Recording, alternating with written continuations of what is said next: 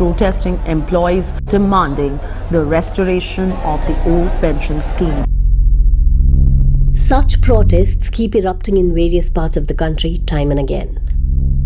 What really is the National Pension Scheme, and why do some experts believe that NPS is the only feasible option?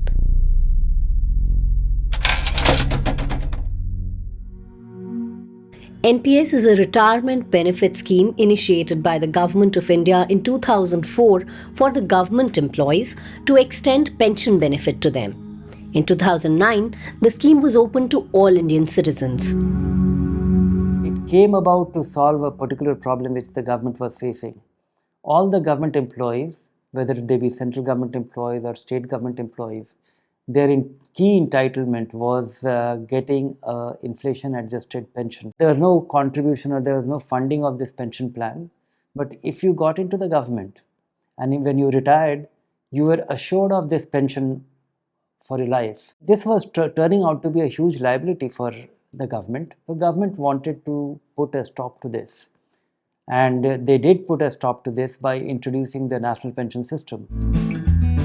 NPS is a voluntary scheme wherein people between the age group of 18 to 70 can invest in this.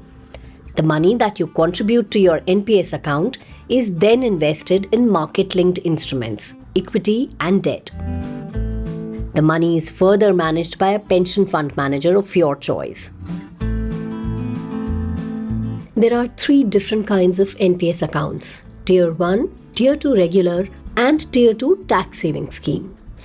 Any individual between the age of 18 to 70 can opt for the Tier 1 account.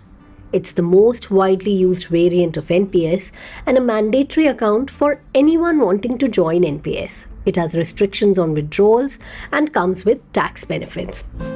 Tier 2 regular is a voluntary savings account from which one can withdraw money anytime, and it has no tax benefits. Whereas Tier 2 tax savings scheme is meant only for the central government employees. It offers tax benefits and allows withdrawal after 3-year lock-in period. While investing in NPS, the investor gets 2 investment options. One is the auto choice and the other is the active investment choice. In auto choice, the allocation between equity and fixed income is decided automatically basis the age, whereas in active choice, the investor gets the option to choose how much to invest in equity and how much to invest in fixed income. If you choose the auto choice, the investor cannot invest more than 75% in equities after the age of 35. But if you opt for the active investment choice, 75% of your money can be invested in equities throughout.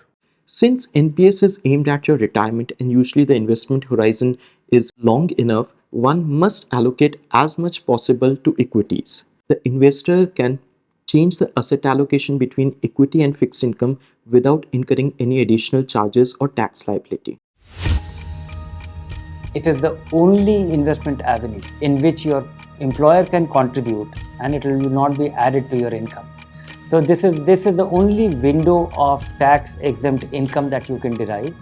So if your employer is actually putting 10% with some ceiling, but 10% of your basic annual salary into NPS, it is treated as an expense for the employer and it is not considered as an income for you.